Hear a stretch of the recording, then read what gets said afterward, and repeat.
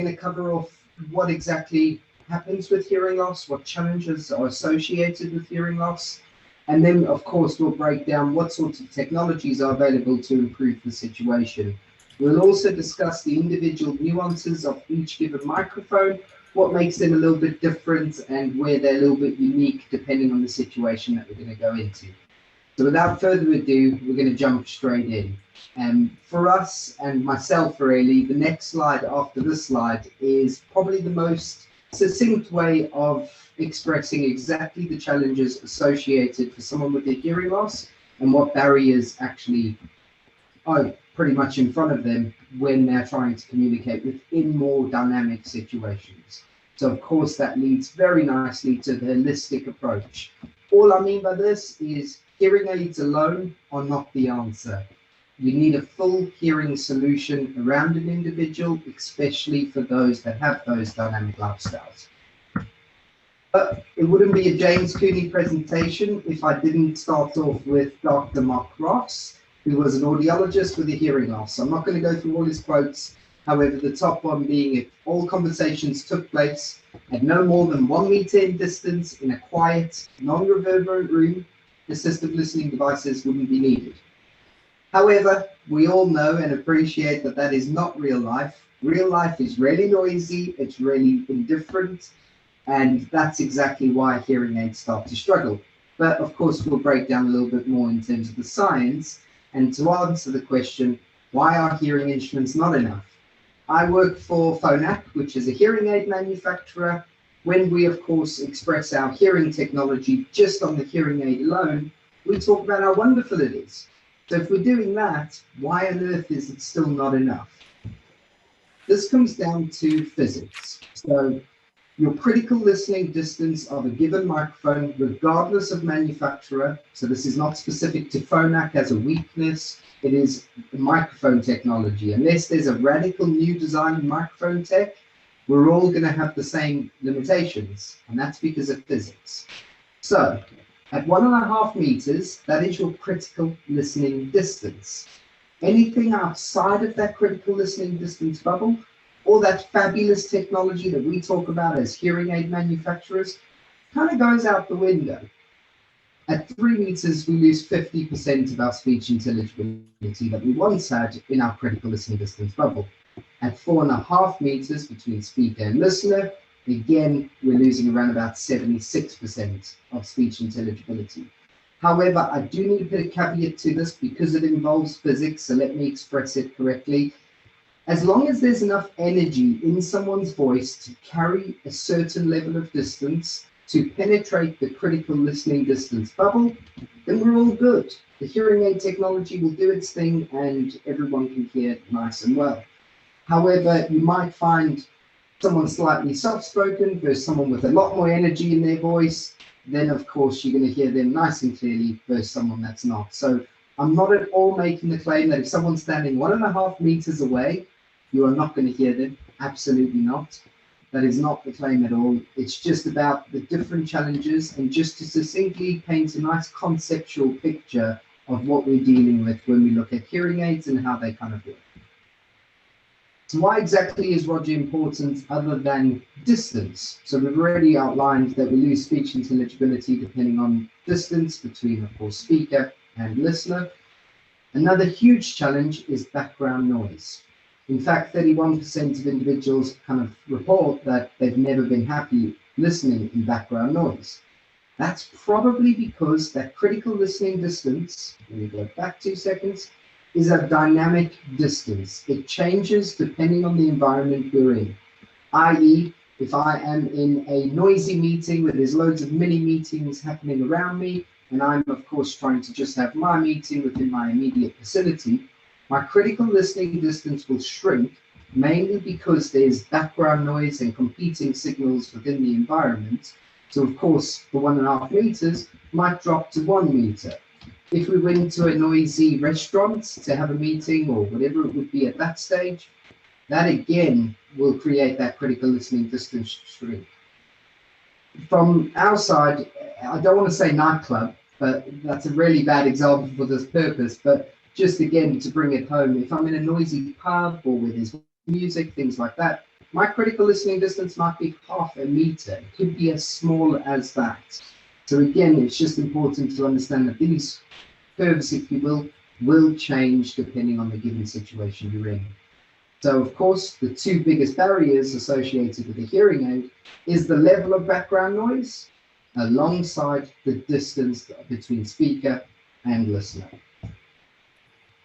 But then probably the most common question I get is, well, James, Roger's quite a premium product in terms of its price point. And actually, there is other remote microphone technologies out there that are pretty much half the price. Why on earth do I need to go with Roger? Hopefully I'll do a good explanation after the slide in terms of what Roger entails and what makes it a bit different. However, just to drive home the point, all manufacturers, every single one of us, have a remote microphone that is made for that particular type of hearing aid. It is only compatible to that given hearing aid. However, the biggest thing to bear in mind, generally these are omnidirectional microphones. All I mean by that is the microphone strategy that's being employed within the given technology is totally open. So, of course, you're going to hear background noise along with speech. What you might find is an individual using any of these type of microphones that are being offered is they actually switch it off if it gets to that noisier level of background noise. So just to finish off the point with regards to other types of microphones that manufacturers offer, with them being omnidirectional, they of course fall victim to background noise filtering directly through that microphone. On top of that, there's no adaptive technology. So quite literally, these type of microphones will listen to a sound source in the far field and transmit it directly to that instrument. There's no algorithms that come out to enhance speech or separate noise or anything like that. However, where do these microphones fit in? Because of course there's a purpose for them. That's generally in line with a personal microphone, if you will. So short little car journeys or very quiet dinner with your partner, or while you're shopping, that's probably the best one. It's got a 20-meter transmission radius. I know a lot of clients who have quite some fun running through different aisles within shopping centers while their partner can still hear them, and they actually have a really fabulous time. However, for someone that is in work or education, who of course need a lot more from their microphone, this would not be suitable. Because of course, you're going to at times not hear nice and clearly. The transmission can also lead to intermittency. So if there is a large number of devices all jumping onto the 2.4 gigahertz spectrum, I'll get to this in a moment, it may get knocked off for a couple of seconds and then take a couple of seconds to reconnect. The downside to that is, of course, in the likes of educational work, sometimes it's uber critical that we hear what's being said when it's being said, instead of needing to fill in the gaps, because that could, of course, lead to further issues down the road. We want to give total confidence in communicating in the workplace or for the likes of education. So what exactly is Roger technology? What makes it different? For me, it comes down to 4 fundamental categories. Of course, a big one is compatibility. It is the first microphone that is available for, well, compatible for all manufacturers. So no matter what device we're dealing with from a hearing instrument perspective, there's generally a way to connect a Roger microphone directly to that hearing instrument. So Roger performance is available to all, is effectively the bottom line.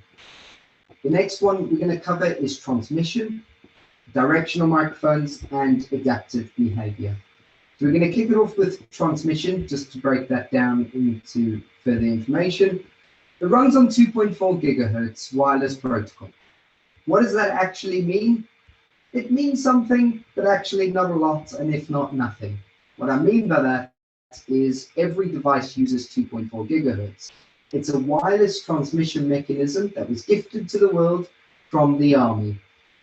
Point being, Wi-Fi routers, microwaves, mobile phones all use this wireless protocol to transmit through, of course, airwaves.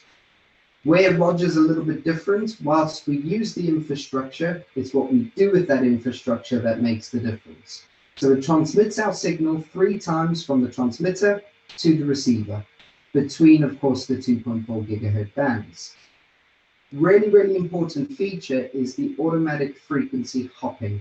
So, of course, this is not something that is going to support making the product appetizing to a general consumer, but it means that the system works. So what exactly is automatic frequency hopping?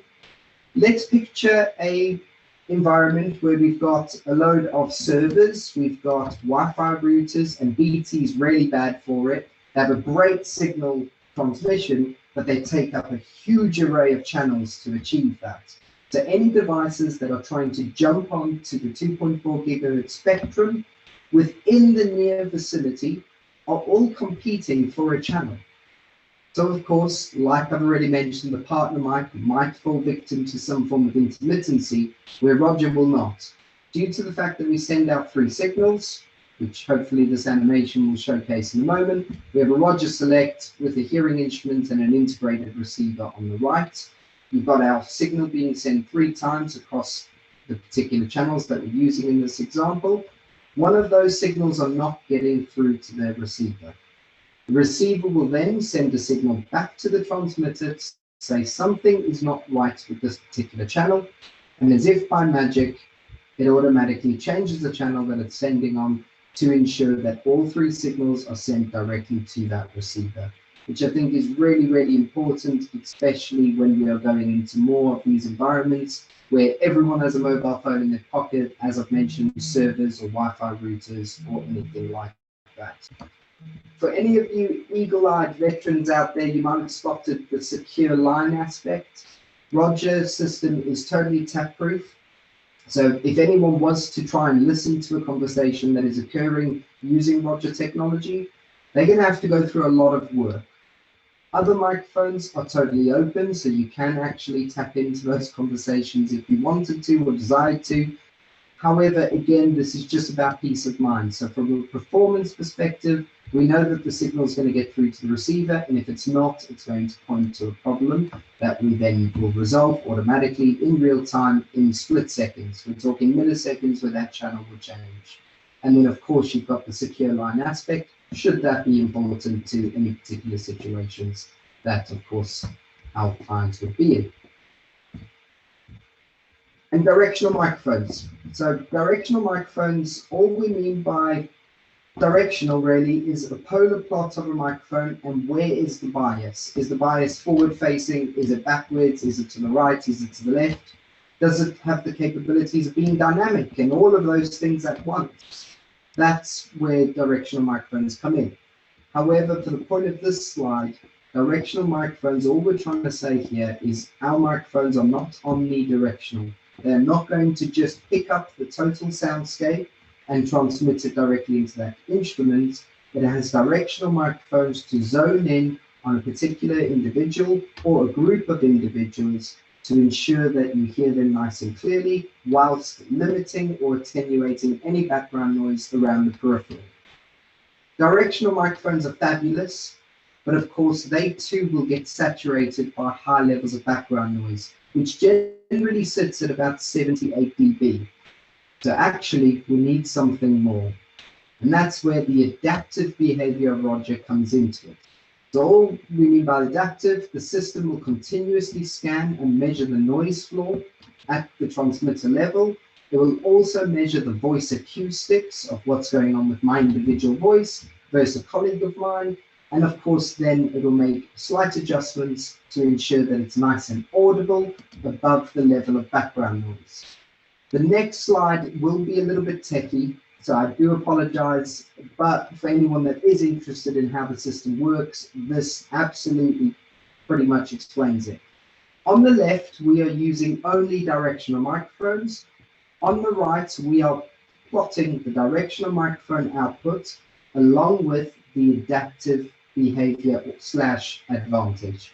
So for the purpose of keeping it really simple, on the left, you've got, of course, our fixed line chart. The fixed line chart is a measurement of directional microphones and how audible that signal is. The red line is the hearing aid signal. The purple line is background noise. And then, of course, the blue line is our lovely Roger signal. As you'd expect, hearing aid starts to get saturated within certain frequencies, which will limit clarity by the level of background noise. We bring in a remote microphone with directional microphones.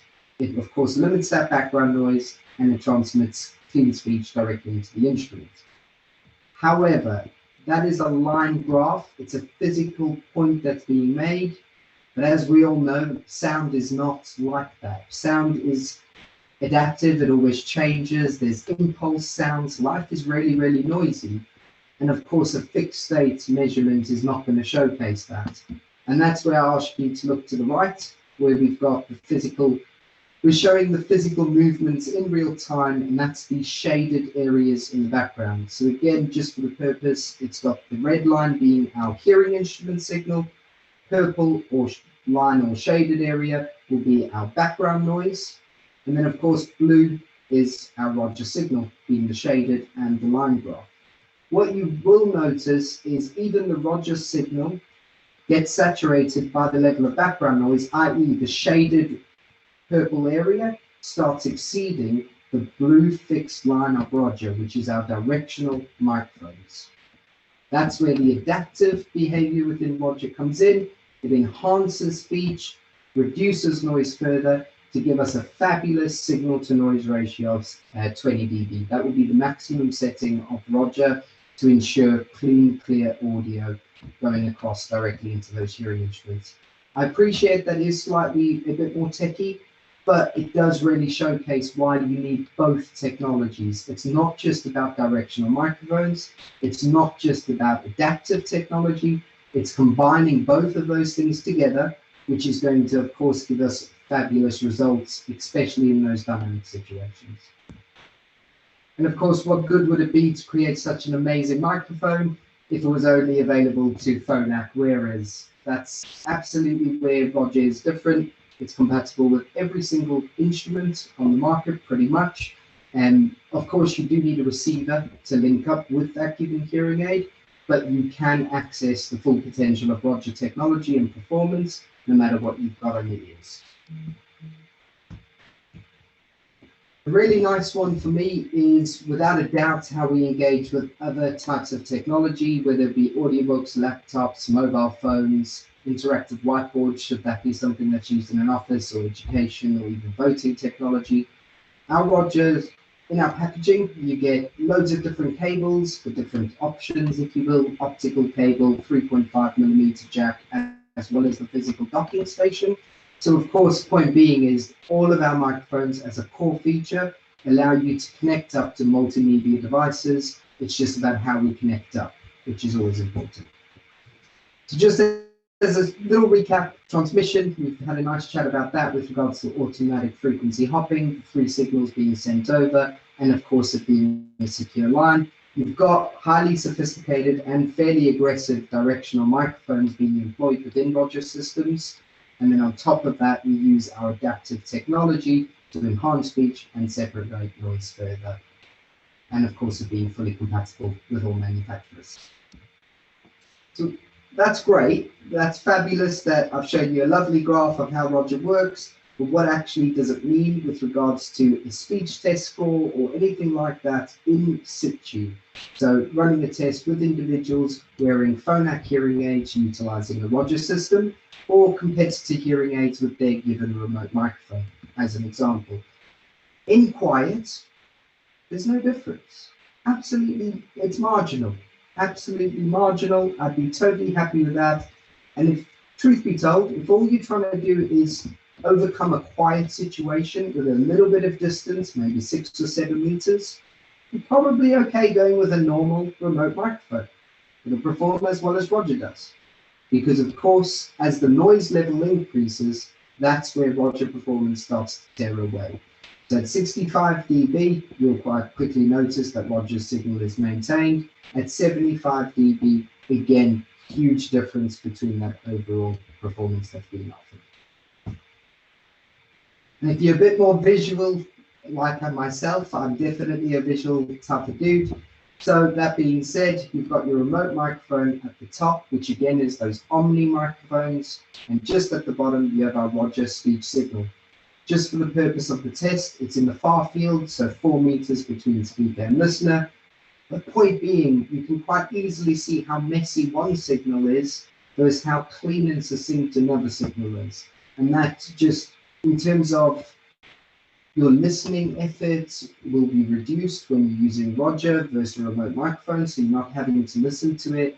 And you're not tired at the end of the day because the system backs you up. It supports you in your life. And that's the most important message to take away. But of course, just to jump over to the portfolio, now that we've outlined the core concepts of the technology, what does that actually mean for each individual microphone, which hopefully we'll run through in a moment. So full portfolio is directly in front of you. From a microphone perspective, we have our Roger Select. We have a Roger Pen with an Easy Pen. The main difference between these two in terms of the Roger Pen versus an Easy Pen is Bluetooth. Your Easy Pen does not have Bluetooth compatibility, your Roger Pen does. And that's the only difference. From a performance perspective and everything else, they remain the same. It's core features. And of course, the Roger Table mic, which we'll run through separately, but again, it uses your multi-beam technology to support group work. But I'll explain multi-beam technology as we go through the Roger Select. And of course, the Roger Clip-On mic, which is fabulous, but we'll break down each of these separately. Moving over to receivers on the right, at the top, we're showcasing design integrated receivers. These are generally only available for Phonak manufactured hearing instruments. And then we have our universal receivers, which are more for other individual hearing instruments, i.e. not Phonak manufactured. The Roger X, which uses a Euro plug. That Euro plug can plug into streamers, into audio shoes. Again, I'm sure you guys are probably aware. And then, of course, your Roger MyLink. So anyone with a telecoil hearing aid, as long as they have that telecoil functionality, whether it be Oticon, GM, Savantos, fit it into T position, Roger MyLink around the neck, connect up the Roger transmitter to the MyLink, and away you go. You've just accessed Roger Performance quite instantaneously. And again, just a reminder in terms of core features before we break down each individual microphone and what makes them a little bit different, why are they individualized, why do we even have the portfolio? So from a core features perspective, all Roger microphones will transmit audio whilst cutting through background noise. That will occur within each microphone, no issues there. You can listen to your TV, audio input from multimedia devices, and wideband Bluetooth connectivity for phone use. It does not use low energy Bluetooth, where we reduce your physical broadband of sound. It gives you the full broadband, you can hear nice and clearly, and more importantly, it's rich, well-rounded sound, which is probably the most important one. But as for each individual microphone, the Roger Clip-On mic is a really interesting one. It is the most affordable way to access full Roger performance, but it only serves one purpose, which is clip it on the lapel. It'll be highly directional towards the wearer's voice. All the adaptive tech will do its thing. But more importantly, I can't point at who I want to listen to. If I go into a group work situation, the Roger Clip-On mic is not suitable for that type of dynamics. It is mainly just for one-to-one presenter style communication. That's absolutely perfect for the Clip-On mic. But of course, if you need any flexibility, that's where the Roger Pen starts to outshine without a doubt. So the Roger Pen has an accelerometer within the given device. Due to the accelerometer, it behaves automatically. So as you pop it on the lapel, whether it be a lanyard or using the actual clip, it will be highly directional to the wearer's voice, cutting out background noise and transmitting it directly to that given receiver. I then finish my presentation. So of course we hand the Roger Pen back to the user and they can pop it on the table while they do some group work. The important thing to bear in mind with the Roger Pen in particular, when it is a group work situation laying flat on a surface, the microphones open up into an omnidirectional mode. So everything I've just said about a partner mic or any other microphones where they were omnidirectional, the Roger Pen is the same. So as you pop on the table, Omni mode is activated. You can hear multiple directions, but we're not employing directional microphones to cut or limit background noise. And we are solely relying on the adaptive technology to clean up the signal before sending it to the hearing aids. You can also point at who you want to listen to. It doesn't have to be an aggressive kind of point where you get right under someone's mouth. It could quite easily be you having a cup of coffee at a conference and you just simply angling your body as you're having a conversation. And better yet, if you're feeling a bit self-conscious, hold your mobile phone with your Roger pen and again, angle your body and no one will even think twice. It won't actually be spotted as an individual bite. That's just more of a tip. But that being said, I pointed out a major weakness, if you will, to the Roger pen, particularly in group work, such as that omnidirectional state. It will perform better than other microphones that are omnidirectional due to the adaptive technology, but surely there is something better. And that's where what we're going to discuss here relating to the Roger Select is also pertaining to the table mic. So both of which use multi-beam technology while sitting on a table. Point being is that the Roger Select will automatically detect the loudest signal to noise ratio and zone in with directional microphones to that speaker. Should another speaker enter the conversation, it automatically switches directly to that speaker and brings them into the conversation too. It's a really sophisticated piece of kit in terms of that group work situation. So if that is the most important thing to overcome, I would encourage definitely to consider the Roger Select or the table mics themselves, because nothing kind of competes with it. However, let's scratch a little bit deeper, if we will. There's 6 microphones, 3 of which are physical microphones. The other 3 are created virtually to create, of course, our 360-degree radius. That being said, directional microphones to the loudest speaker. That sounds great, okay. But actually, that also has its downsides. From an automatic system, if we imagine ourselves going out for dinner, as an example, pop the Roger Select on the table. What you might find is, as we all arrive to that dinner table, we'll all talk amongst ourselves. The automatic functionality actually does its job really, really well. Where it may start to get more challenging is as we get on into our dinner, so now we're in the 7th or 8th inning, and we're moving on to dessert, you'll probably find that we're having more one-to-one conversations to the right, to the left, but there could be someone further down the table who is excited, having a great old time, speaking really loudly. My Roger Select is automatically going to focus on that loudspeaker, which is not what I want. And that's where you can manually interject on the system by simply, I'm not sure if you guys can see my little mouse and the little cursor, but hopefully you can. But without that, look at the Roger Select, you'll notice that there's these little indicator lights directly around the device. It's a soft press button, you just simply tap it, it'll then be directional to that speaker. So I'm able to have a soft-spoken individual on my right, just tap in that given direction, my Roger Select will lock in to speech coming from that individual. We're going to have a great conversation. Someone then joins me on my left, I simply tap the left again. I will then have my microphones focusing on both at the exact same time. You'll also notice that there's 6 directions that you can effectively focus on, 360 degrees. I could quite literally select all 5 quadrants, speak to 5 different individuals, bring them into my conversation, while simply ignoring that loud, excited individual at the end of the table coming from that direction, which I think is huge in terms of flexibility for the user and how they can use this product in communicating, especially in groups. For more professional situations, the multi-beam system works very, very well, purely because we're all polite individuals, quite professional generally, and we wouldn't kind of talk over one another. And if we are, generally one would back off and the other one would continue talking or finishing off their sentence. And then, of course, the next would jump in. So from an automatic system perspective in the professional world, it works extremely well.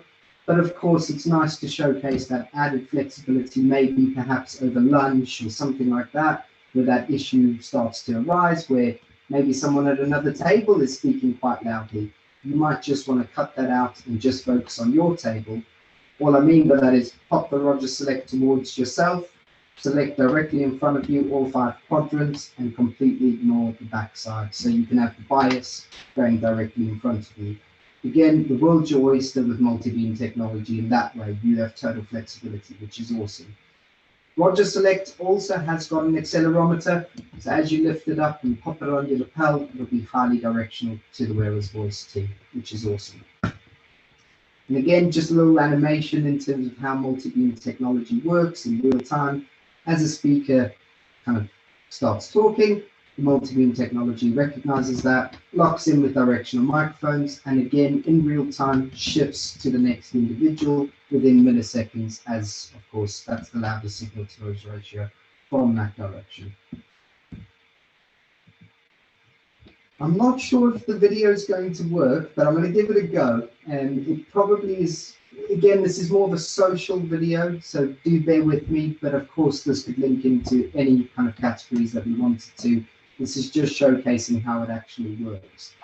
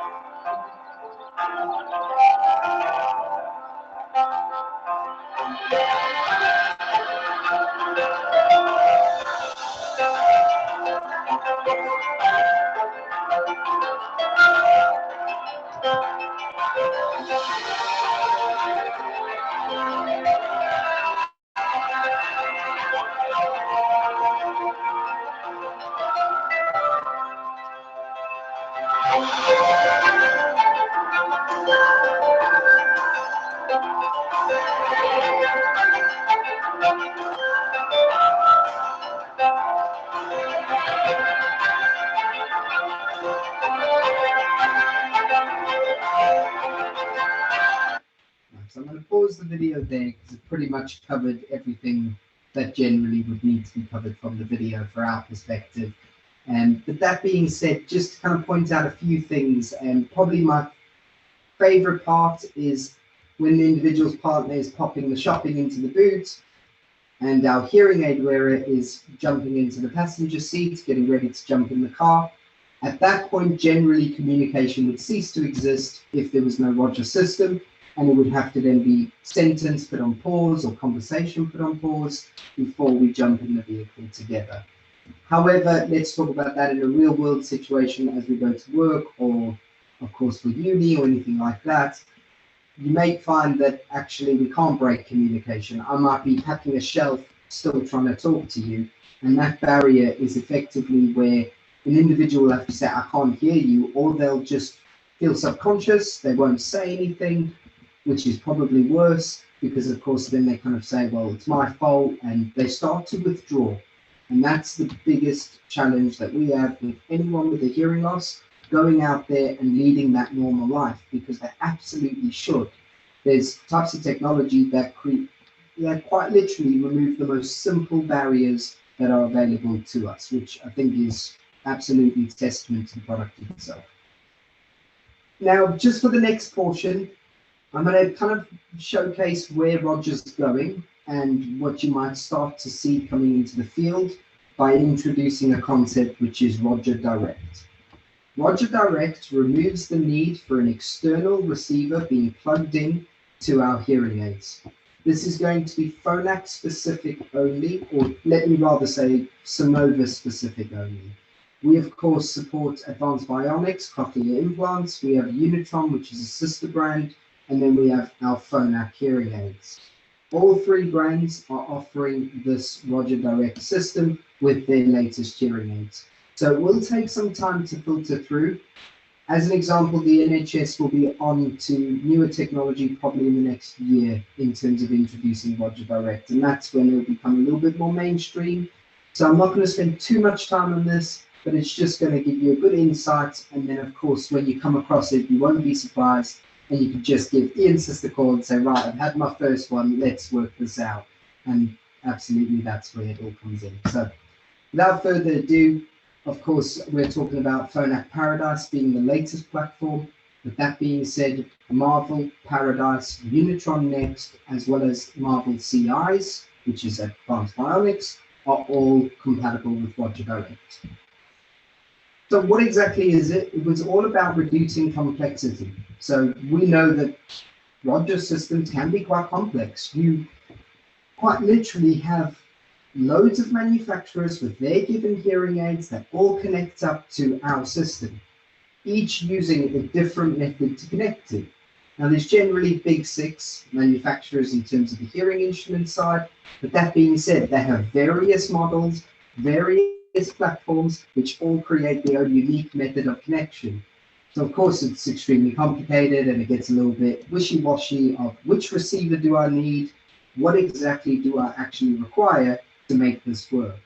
And I've got to actually say that's exactly where ENSYS shines. They know the hearing instruments through and through. They absolutely can support with that level of information in terms of being that expert in this side of the field.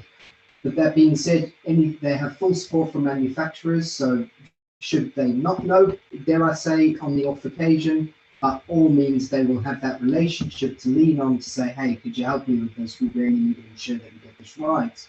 And I think that's actually pretty important. With that being said, I think they'll absolutely be able to deal with the majority of queries because, of course, they've done it for so long. They've seen pretty much everything that needs to be seen. But should anything be a little bit more niche, as I said, they have got those relationships that they can lean on should they need to. But that's exactly kind of the why did we start to try and look at Roger Direct in the first place. But let's get into what exactly it is. So you get an extended operating range, which I think is awesome. Goes up to 100 meters between the speaker and the listener. If you bear in mind Roger as it stands today with our traditional kind of external receivers, we're looking at 20 meters line of sight. That's been extended to 100 meters line of sight. So I'm South African, so I'm going to use a really bad example here, but I'm on a rugby pitch, playing the game of rugby. 20 meters line of sight is not enough for me to communicate with my coach on the sidelines. However, 100 meters sure is. It creates definitely a lot more flexibility in how you can use that product, and I think that's awesome to see without a doubt. Lower power consumption, but again, I doubt anyone has much apathy towards batteries and power consumption models, but that being said, it's been reduced. We're always looking to reduce that. However, that being said, Marvel in particular, along with Paradise, is a Bluetooth compatible hearing aid. So we have a Bluetooth antenna. We of course have low energy antennas to cope with remote apps or connecting to our fitting software. We also have our Airstream antenna within there for our TV connector / partner microphone. And then of course we have an antenna for Roger system. That being said, I actually thought it was going to be the biggest hearing aid on the market. And what they've done is something magical. I've got to say that. The guys in white coats in Switzerland really need to tip off the feather in the cap. This product in itself is a really, really neat looking device.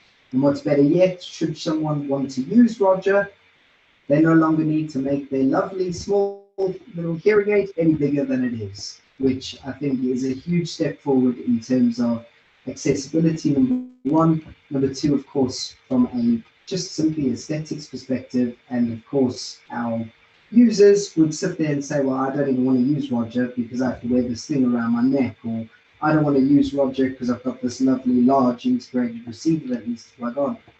I'm self-conscious as it is. That's another barrier that would be at play. Of course, we're trying to remove barriers, which is kind of the point in terms of what we do. In terms of Roger Direct across fitting ranges, this could actually be cascaded to just Roger technology in general. For some reason, we have created, and perhaps it's ourselves not communicating very well with regards to what Roger actually is, but for some reason around about 7-8 years ago, everyone with profound loss was suitable for Roger. Anyone below profound hearing losses, no, they don't need Roger. The hearing aids will do just fine.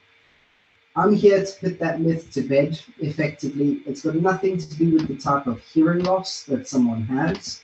It's got to do with how often are they communicating in that far field situation versus that critical listening distance near field situation. Your hearing instruments cope really well with that near field, but as we go to the far field, regardless of what hearing loss I have, I will start to struggle.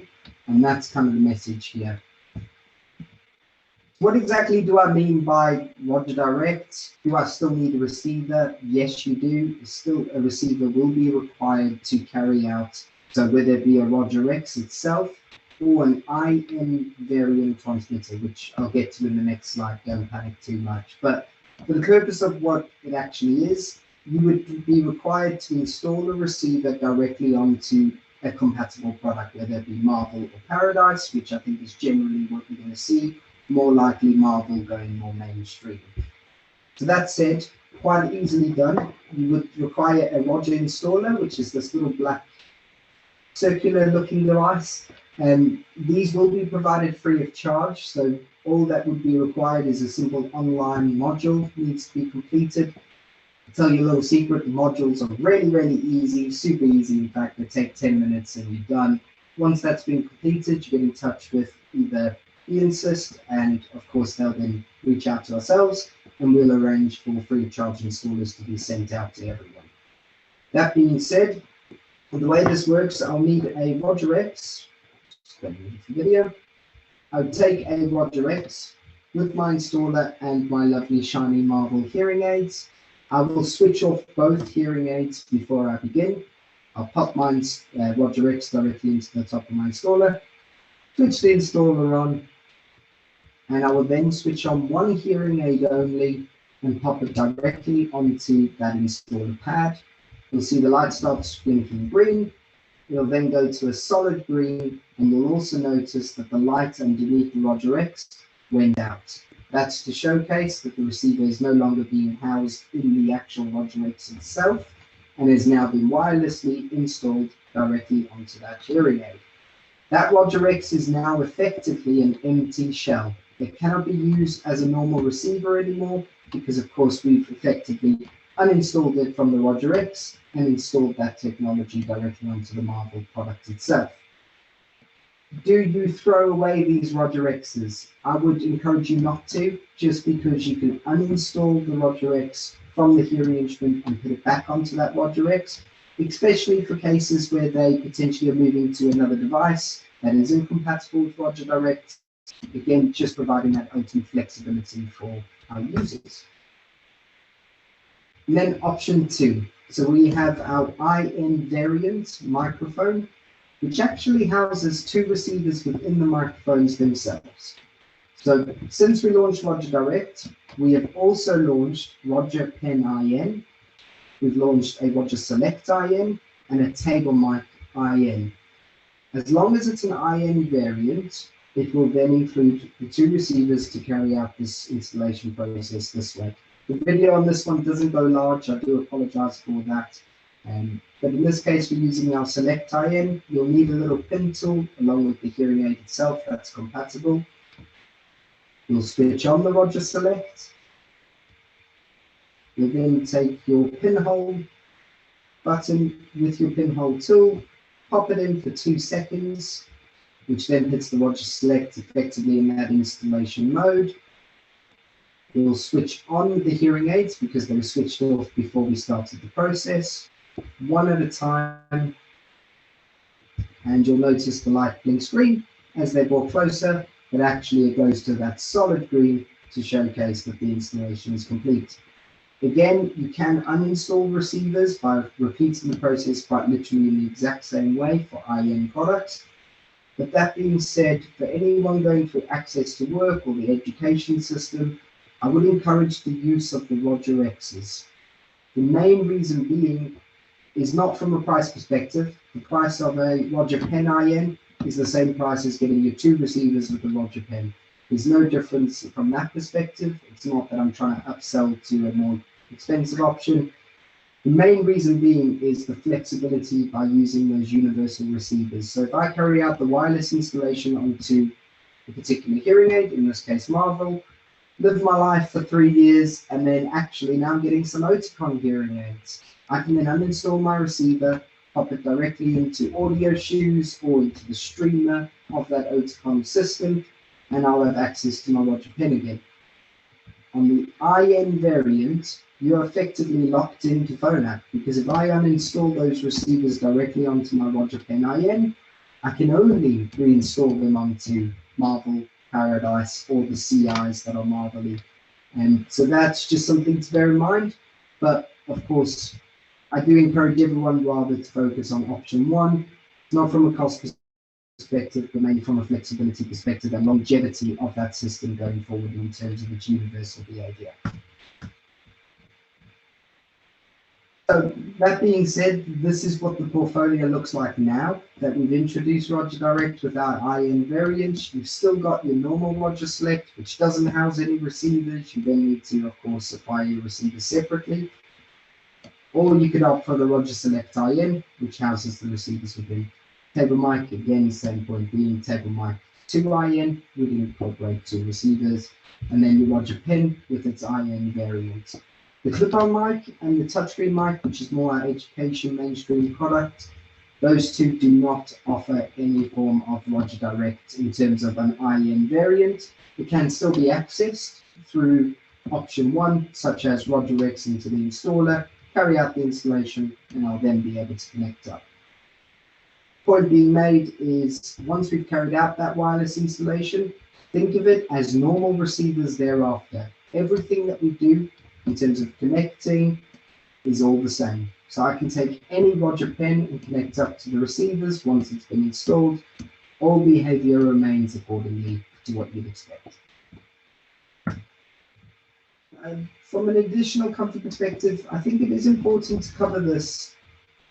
I'm not sure if some of you might think it's not relevant, and for me, I definitely think it's something to be aware of in terms of how that system works with the hearing aids themselves and what potentially audiology could do to support. So if we were to say, well, perhaps you should ask your audiologist this, and that will then prompt them to potentially make a couple of changes. What I'm basically trying to put across here is you've got a hearing instrument signal, which is the baseline of amplification that's being delivered into that ear canal. And then we're bringing in a Roger system. The Roger system will, of course, always try and maintain that 20 dB signal to noise ratio, especially in those more noisier environments. The downside to that is if it's a poor fit from an acoustic perspective by the audiologist, dare I say that, all I mean by that is perhaps the hearing loss is profound and we're actually fitting kind of a more severe type of hearing instrument that isn't necessarily going to cover a profound loss. You might find that we're pushing a load of output out of the device and it's leading to distortion just because we're trying to get to that target and it's an ill fit. What you'll find in the case of that, if I then try and incorporate Roger into that system, the individual might then turn around and say, it's very distorted, it's actually quite uncomfortably loud. If you're getting any of that type of feedback, I would then encourage definitely an appointment with audiology.